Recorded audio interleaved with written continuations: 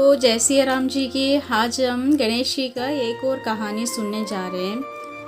बांझिन को पुत्र देने वाला गणेश जी के बारे में, वरदराज गणेश जी के बारे में आज हम कहानी सुनते हैं। ये कहानी ऐसी है, मालव देश का राजा चंद्रसेन का पत्नी सुनीता का कहानी है। एक दिन ऋषि भार्गव जी नर्मदा नदी तट पर गणेश पूजन करवा रहे थे। तो ऋषि ने देखा कि एक स्त्री नदी में कूद मारने के लिए, आत्महत्या करने के लिए तैयार हुई खड़ी है। तो जैसे ही वो नदी में कूदने लग रहे थे तो ऋषि भार्गव जी भाग के जाके उसको उस कृत्य से पीछे हटाते हैं। फिर उससे पूछते हैं कि भवती तुम कौन हो, किस लिए इसी तरह अपना आत्मत्याग करने के लिए इस नदी पर कूदने लग रहे थे। ये सारे वृत्तांत मुझसे बताओ तो कुछ तो हल निकलेंगे, तो कुछ तो बात होंगे जो उसके लिए, कोई भी बात हो उसके लिए समाधान तो ज़रूर होंगे।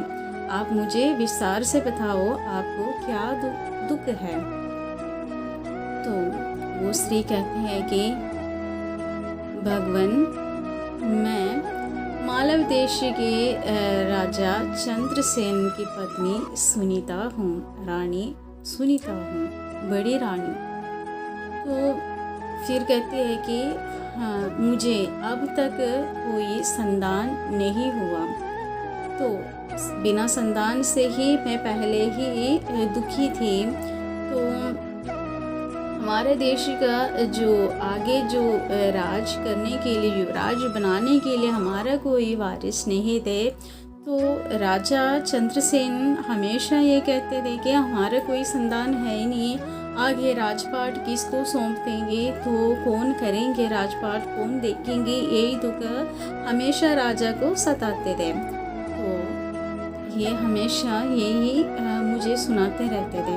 तो मैं उनको एक पुत्र देने के लिए समर्थ नहीं थे, क्योंकि सारे राज्य वैद्यों ने मुझे बांझ स्थापित किए थे। तो मुझे कोई संतान नहीं होगे, ऐसे ही उन्होंने बताया। तो मैंने क्या किया कि राजा को बताया, आप दूसरा विवाह कर लो, क्योंकि मुझसे तो कोई संतान होने का नहीं, आप दूसरे विवाह कर लो तो आपको एक पुत्र रत्न मिल जाएगा। तो आगे राजपाट करने के लिए एक वारिस तो मिल जाएगा। ऐसे कहकर मैंने राजा को विवाह करने के लिए विवाह करने के लिए कहा। तो राजा ने पहले तो इनकार कर लिया, उसके बाद अपना अमात्यगण से पूछ के बोला हम विमर्श करके फिर बताते हैं, आलोचना करके फिर बताते हैं विवाह करना है कि नहीं करना। तो अमात्यगण से पूछा तो उन्होंने भी यही प्रस्ताव अच्छा लगा। उन्होंने कहा कि ठीक है राजन, आप ऐसे ही कर लो, दूसरा विवाह कर लो। तो राजा ने दूसरा विवाह करने का निर्णय ले लिया। तो ऐसे ही दूसरा विवाह कर लिया राजा ने। तो जो आए छोटी रानी, तो वो मुझ पर बहुत ज़्यादा अत्याचार करने लगे। तो वो रानी का नाम मदनावती है। तो छोटी रानी मदनावती बड़ी रानी के ऊपर बहुत ज़्यादा अत्याचार करने लगे, यानी कि यहाँ पे दासी का जैसे ही बर्ताव किया उनके साथ।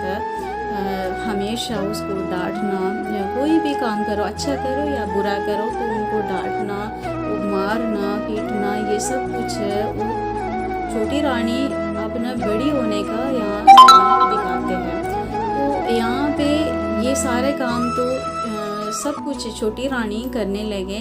बड़ी रानी का इस महल में कोई भी स्थान नहीं थे। तो उसके बाद छोटी रानी को जब पुत्र उत्पन्न हुआ, तो पद्मसेन जन्म हुआ पुत्र का, तो पद्मसेन नाम रखा। उसके बाद बाद उनका विवाह कर लिया। विवाह होने के बाद भी राजा जो इतने पुत्र होने के बाद तो राजा बिल्कुल भी बड़ी रानी के पास नहीं जाते थे, और यहाँ पे पुत्र का विवाह भी हुआ तो राजा बिल्कुल छोटी रानी से ही प्यार करने लगे। बड़ी रानी को तो कोई पूछते भी नहीं थे। तो एक दिन जब श्राद्ध का कर्म करके जो गया जाके जो श्राद्ध करके आया, राजा थके हुए आके अपना पलंग में लेट गया। तो बड़ी रानी ने सोचा है कि राजा अत्यधिक थके आ रहे हैं, तो उनका पैर दबाने लगे। तो ये देखे छोटी रानी आ गया। छोटी रानी को अत्यधिक गुस्सा आ गया। छोटी रानी बहुत ज़्यादा गुस्सा करके उनका हाथ पकड़ के घसीट कर अपने कक्ष से जो बाहर निकाल के उसको लात मार के बाहर निकाल दिया, और कहा है कि इस महल का आगे भी नहीं दिखना चाहिए अभी तो। इसी तरह उस महल से ही बाहर निकाल दिया। तो बड़ी रानी दूर एक महल में रहने लगी अकेली।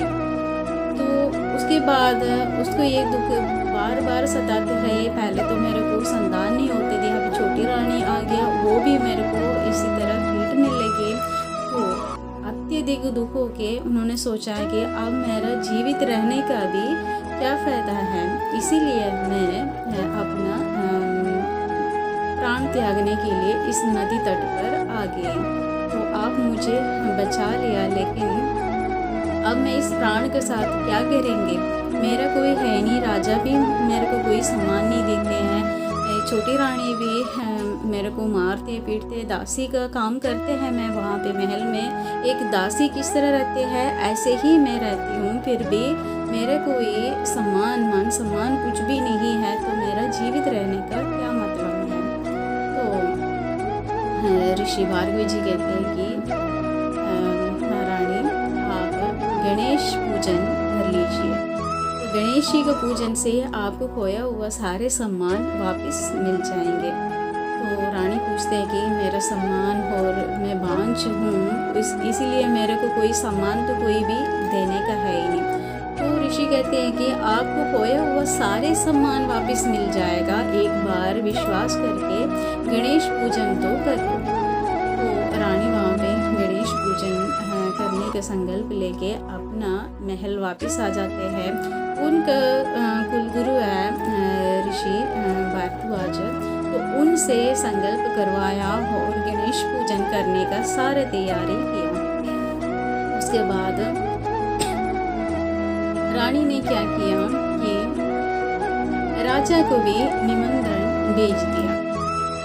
बोला कि मैं गणेश पूजन करने लग रहे, आप भी और छोटी रानी भी उपस्थित हो जाना ऐसे। तो रानी ने राजा और छोटी रानी को निमंत्रण भेज दिया। तो राजा तो जब उनका कुलगुरु है, कुलगुरु का जो आज्ञा है गणेश पूजन में शामिल होना, तो राजा तो कहते हैं कि छोटी रानी को गणेश पूजन है, हम भी चलते हैं, लेकिन छोटी रानी मना करती है। छोटी रानी कहती है कि मैं तो नहीं चाहती, आपको जाना हो जाओ, कुलगुरु आपको बुलाए हैं तो आपको जाना जाओ, ऐसे कहा। तो राजा को तो जाना पड़ते हैं, कुलगुरु का आदेश है तो जाना पड़ते हैं, गुरु का आदेश कोई भी नहीं टाल सकते। तो राजा इस गणेश पूजन में शामिल हो जाते हैं। गणेश जी का पूजन संपन्न होने के बाद वहाँ से गणेश जी का प्रसाद वगैरह खा लिया, तो राजा का बुद्धि एकदम सही तरीके से चलने लगे। राजा की सोच बदल गया। राजा सोचने लगे मेरा कोई संतान हुआ ही नहीं रानी सुनीता से, तो ये इन्हीं का कोई गलती है ही नहीं, गलती तो दोनों का होते हैं, तो मेरा भी तो गलती था, तो मैं इसको अकेले ही सजा देना उचित नहीं है। इसी तरह उनको सोच बदल गया। तो वहाँ से प्रसाद लेके छोटी रानी के पास चले गए। तो छोटी रानी को यह प्रसाद दिया, तो छोटी रानी ने प्रसाद इनकार कर लिया। पहले तो पूजा में इनकार कर लिया, उसके बाद प्रसाद खाने के लिए भी इनकार कर लिया। तो राजा ने कहा कि ये गणेश जी का पूजन का प्रसाद है, इसको खा लो। बोला आपने खाना तो खाओ, मुझे नहीं खाना,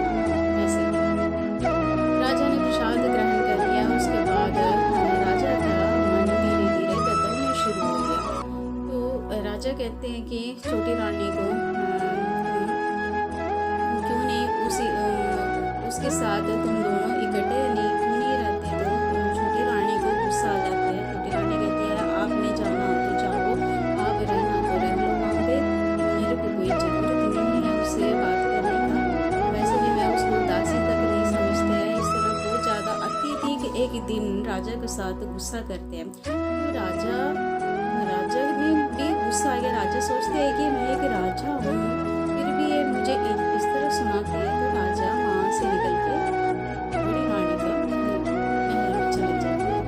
वहाँ जाके कुछ दिन रानी के साथ रहते हैं। तो रानी यहाँ पे खुश हो जाते हैं, बड़ी रानी खुश हो जाते हैं, सुनीता खुश हो जाते हैं, क्योंकि गणेश पूजन की वजह से पहले तो पूजन के लिए राजा आ गया, प्रसाद ग्रहण कर लिया, उसके बाद इनके साथ रहने के लिए आते तो रानी अत्यधिक खुश हो जाते हैं। तो कुछ दिन वहाँ रहने के बाद गणेश जी के प्रसाद से ये बांझन थे, फिर भी गणेश जी के प्रसाद से इनको भी एक जो होने लगे थे वो गर्भवती हो गया। तो ये समाचार सुनकर तो राजा और अत्यधिक खुश हो गया। राजा ने फिर छोटी रानी को फिर से भी जाके बोलते हैं तुम दोनों इकट्ठे रह लो, तभी वो मना करते हैं। ये कहते हैं कि आप तो वहाँ रह लो, मैं नहीं आऊँगा। तो राजा फिर स्थिर वहाँ रहने लगे बड़ी रानी के साथ। तो बड़ी रानी को खोया हुआ सम्मान वापस मिल रहा है यहाँ पे। तो यहाँ पे बड़ी रानी ने एक पुत्र को जन्म दिया, लक्ष्यपति रखा उनका नाम। तो फिर छोटी रानी ने देखा कि अब तो वहाँ पे बच्चा भी हो गया, तो राजा बिल्कुल भी वापस नहीं आने का, नहीं तो ये सोच रखा था कुछ दिन वहाँ रह के मेरे पास ही वापस आएगा, वैसे कहाँ जाएगा ये सोचा। लेकिन जब यहाँ पे संतान भी हो गया तो छोटी रानी ने सोचा कि अब तो नहीं वापस आने का। फिर धीरे धीरे चले जाते हैं वहाँ पे, उनका कष्ट में जाते हैं, उनका महल में जाते हैं, जाके बोलते हैं कि बस वापस आने के लिए। तो राजा कहते हैं कि मैं तो नहीं वापस आते। तो बड़ी रानी से पूछते हैं कि ऐसे क्या किया था तुमने। रानी कहते हैं कि बस मैंने तो सिर्फ गणेश पूजन किया था, मेरा खोया हुआ सामान सब कुछ गणेश जी ने वापस दिया। तो मैं बांझ थी, सारे राज्य वैद्य मुझे मना कर रखा था, तुम संतान उत्पत्ति नहीं कर सकती ये बता रखा था। लेकिन गणेश जी का वरदान से मैं बांझ संतानवती हो गई, पुत्रवती हो गई, ऐसे कहते हैं। तो और खोया हुआ मेरा सम्मान जो राजा मेरे पास आते नहीं थे अब मेरे साथ ही रहने लगे। तो ये सब कुछ गणेश जी का वरदान के कारण है, वो वर्ग राज है ये कहते हैं। तो छोटी रानी फिर उनसे पूछते हैं कि गणेश जी का पूजन किस प्रकार करना है, क्या विधि है, क्या विधान है, सब कुछ पूछ के छोटी रानी भी गणेश जी का पूजन करते हैं और प्रसाद ग्रहण करते हैं।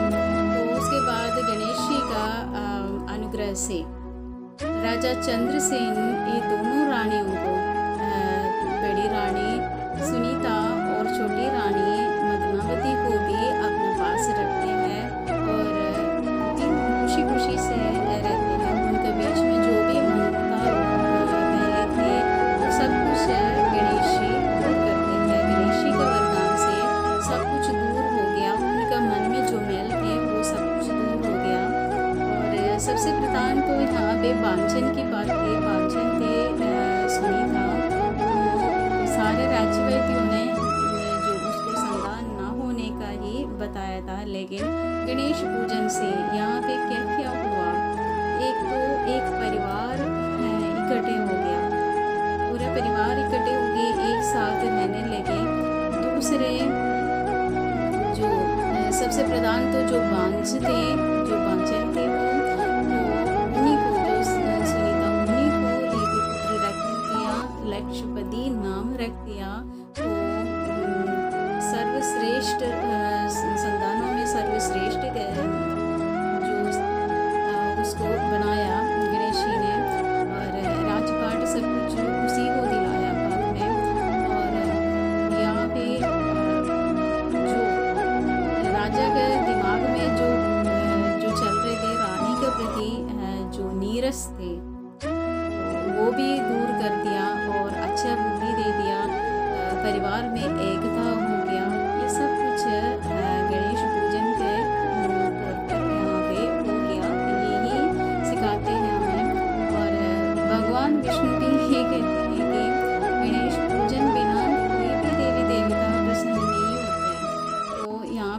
ब्रह्मा जी को भी सृष्टि करने से पहले गणेश पूजन करना पड़ते हैं।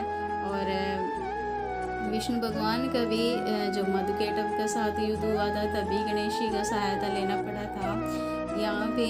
और भगवान शिव को भी त्रिपुरासुर को मारने से पहले ही गणेश जी का सहायता लेना पड़ा, पूजन करना पड़ा गणेश जी का। तो सबसे पहले गणेश जी का पूजन करने से हर एक देवी देवता भी खुश हो जाते हैं। हमारा जो भी कार्य है, जो भी कार्य में जो विघ्न होते हैं वो सब कुछ दूर हो जाते हैं। यही सिखाते हैं हमें इस कहानी से। तो यही थे बांझन का जो कहानी। तो आशा करती हूँ आप सबको पसंद आ गई होंगे। अगर पसंद आ गया तो लाइक और शेयर कर लीजिएगा। अगर नहीं पसंद आ गया तो डिसलाइक भी कर लीजिएगा। जो भी सब्सक्राइब नहीं किया वो लोग सब्सक्राइब भी कर लीजिएगा। सबको जय सिया राम जी की हर हर महादेव।